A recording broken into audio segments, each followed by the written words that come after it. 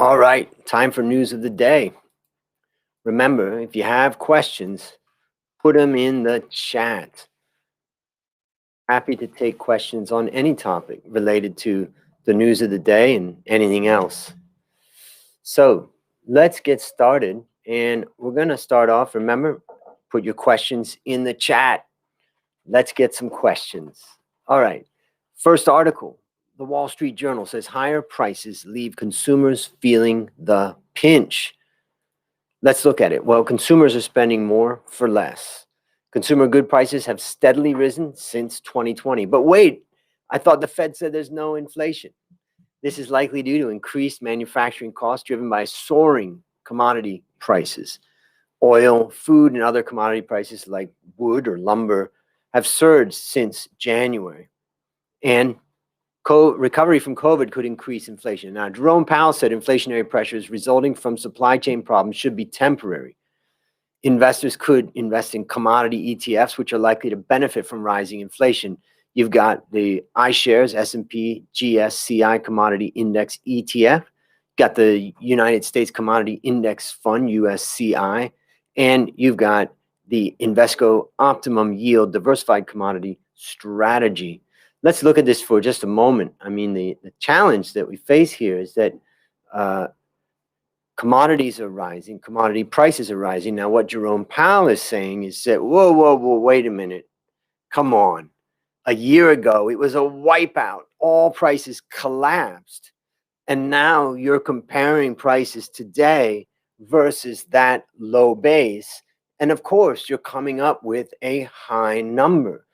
Don't be misled. That's just a temporary base effect.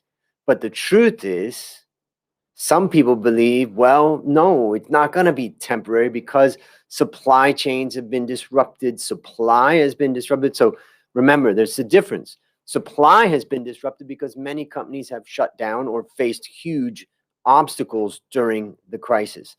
Supply chains have been disrupted because of all kinds of problems with supply chains. Just to give you one example, last night I met with my best friend and business partner in CoffeeWorks, Dale Lee, and what Dale told me is that they're still having problem getting containers in order to ship coffee machines from China here to Thailand. So I think I would argue that inflation is here with us for a while, and actually the Fed's probably going to let it fly.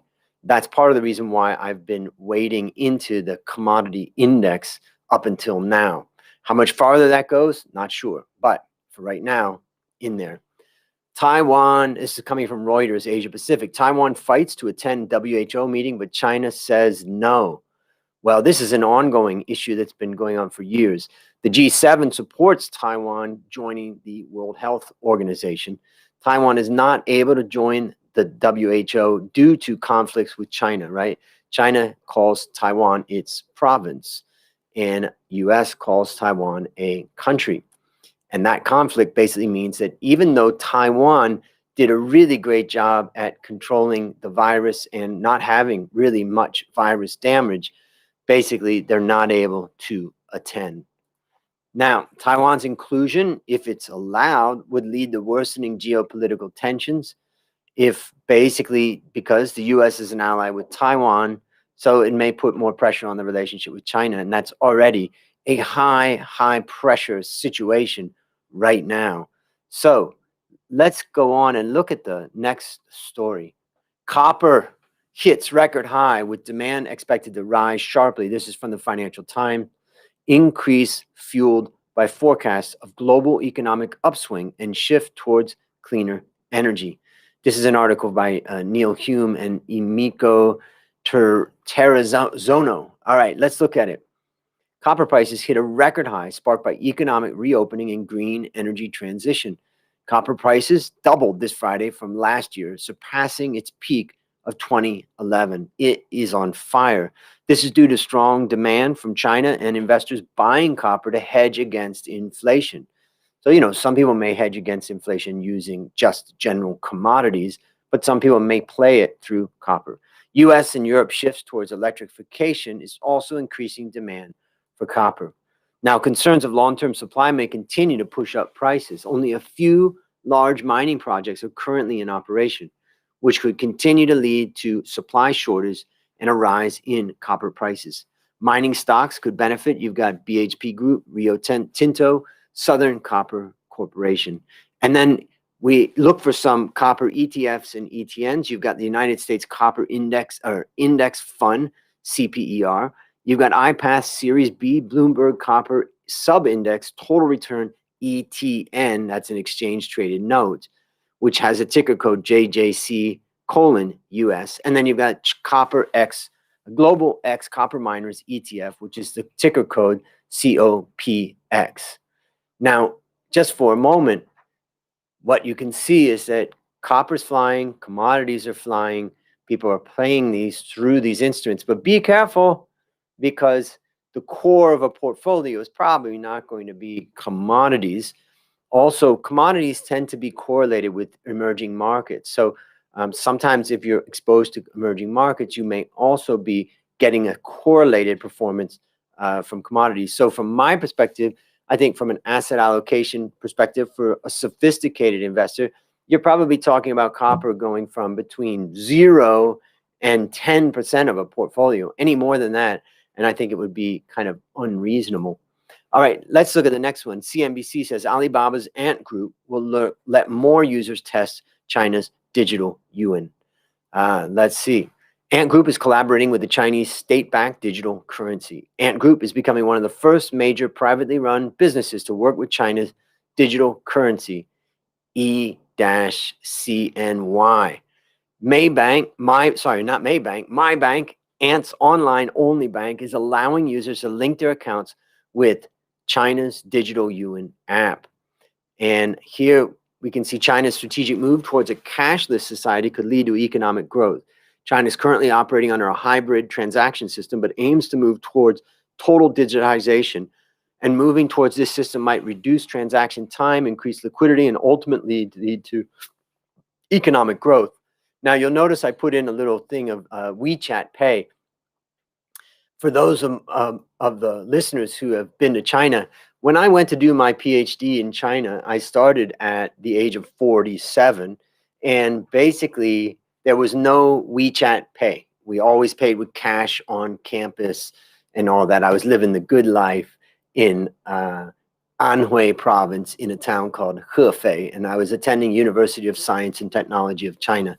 Personally, I loved the experience. I met so many great friends, and I got to work with my great esteemed professor, Dr. Lu Wei, who's a great friend.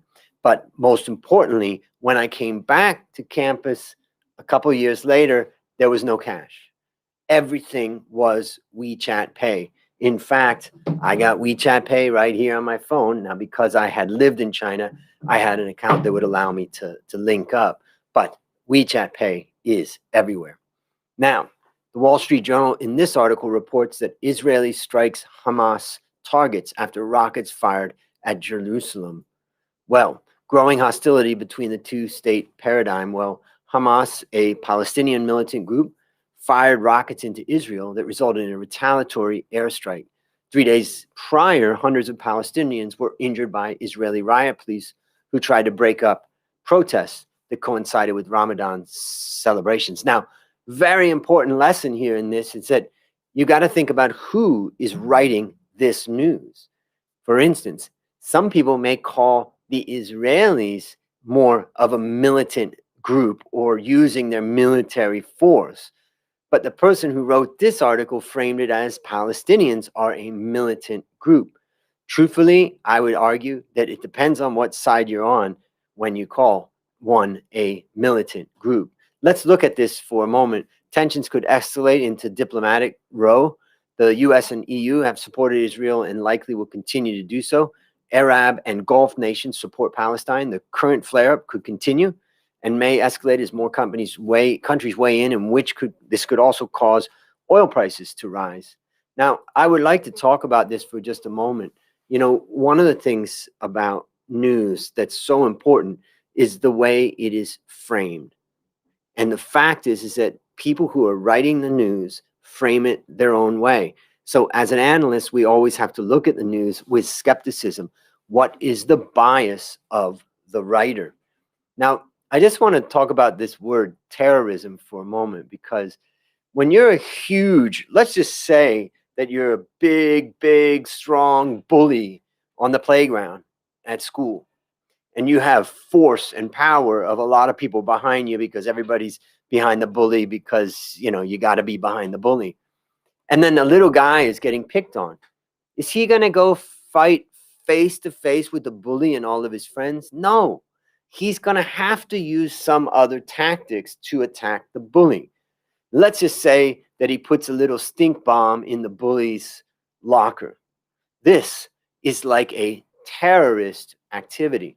And so the bully will tell everybody he's doing terrorist activity. But truthfully, the bully is terrifying that young guy, but it's just legitimized. So why am I telling you this? Because I think that when you look at, for instance, the US, you can see it has so much military power.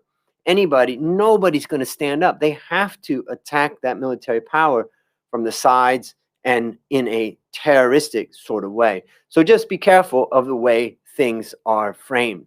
All right, Wall Street Journal. Hedge funds face backlash from Europe in the bond markets. What's going on in bond markets? Well, hedge funds face purchase restrictions in European bond markets. Global hedge funds are buying newly issued European bonds in bulk and quickly selling them for profits to the European Central Bank. 80% of bids for new European bonds are from hedge funds. Spain, Italy, France have imposed restrictions on bond purchases by hedge funds to curb this inflated demand. Bond prices could stay volatile if there's no restrictions imposed. Quick money flows in and out of bonds make prices volatile and could potentially drive away some long-term buyers. This also could increase the cost of borrowing.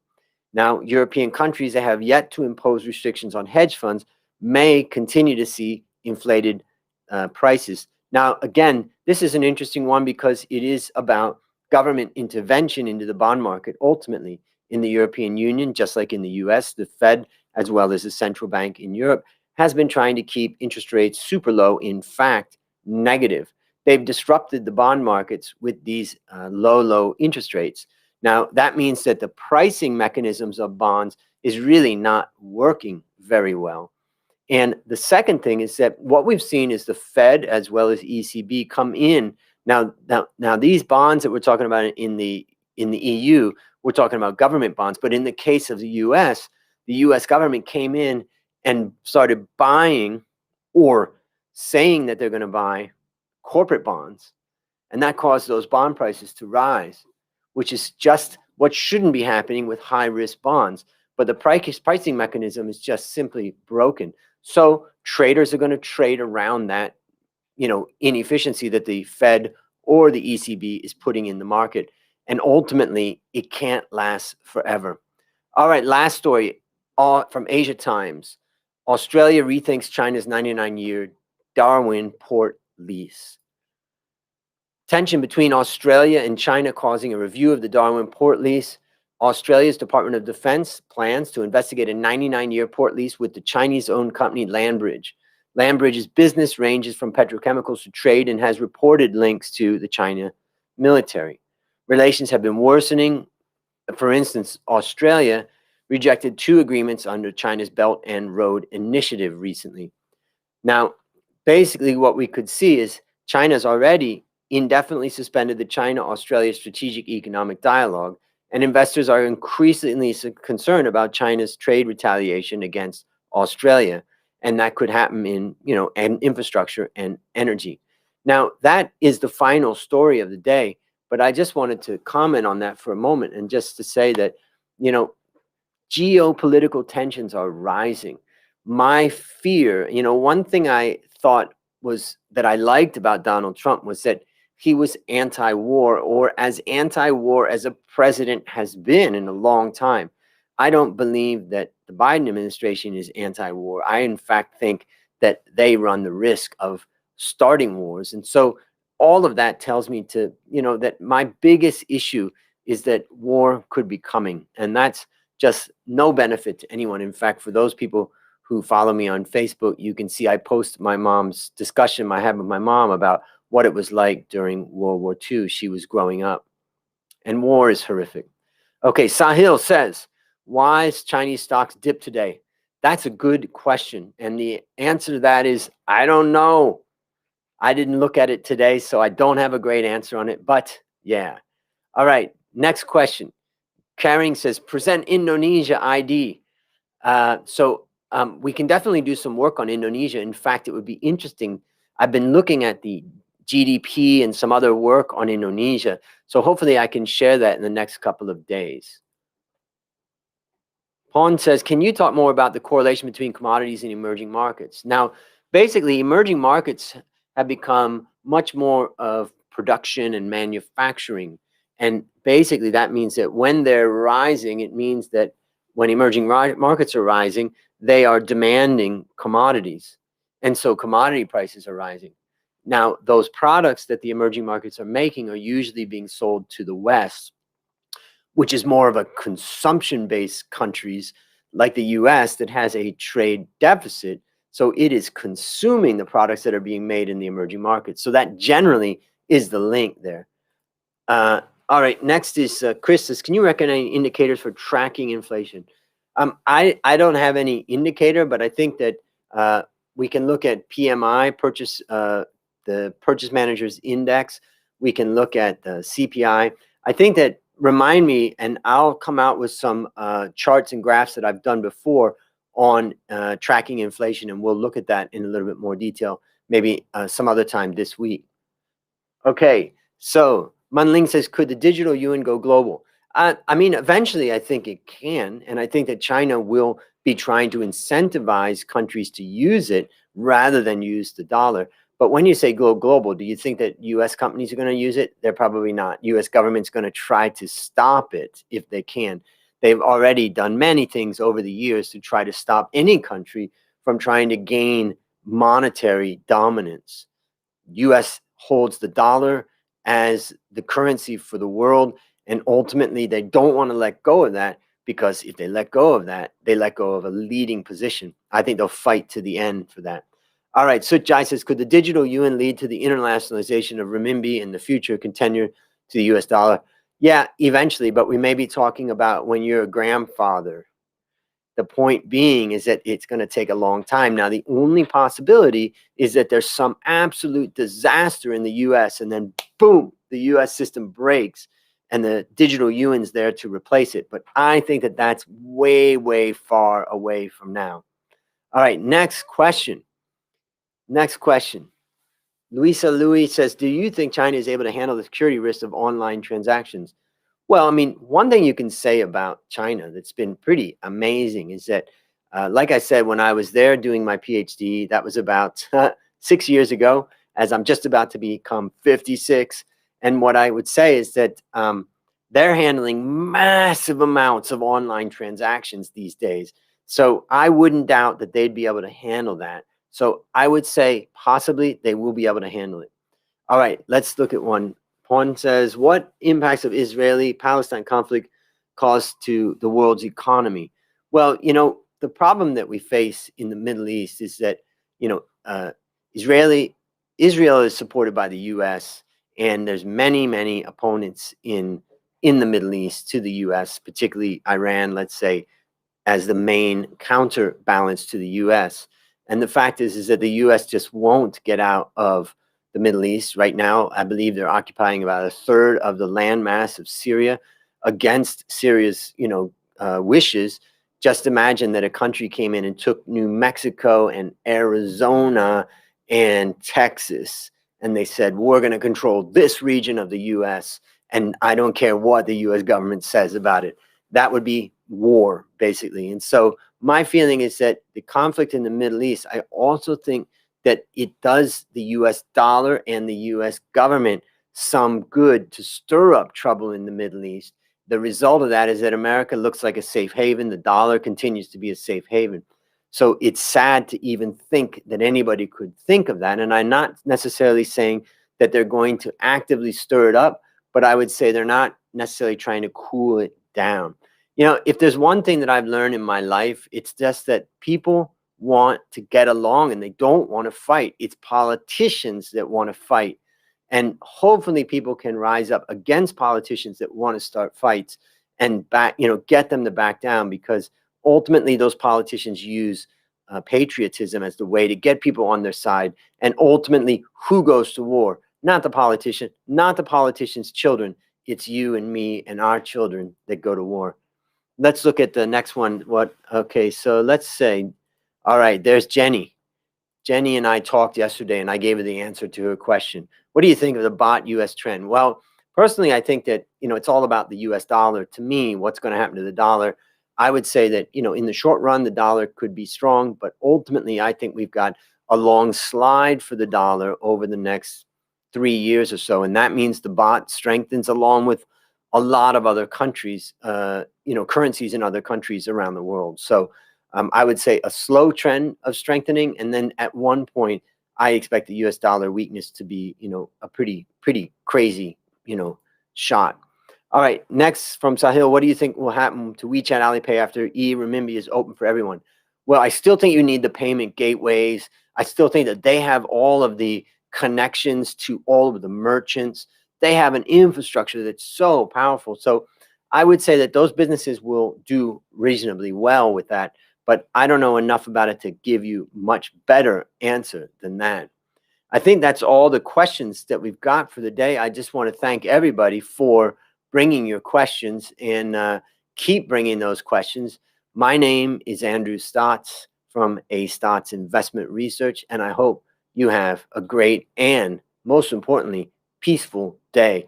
And tell your politicians that you want peace, not war.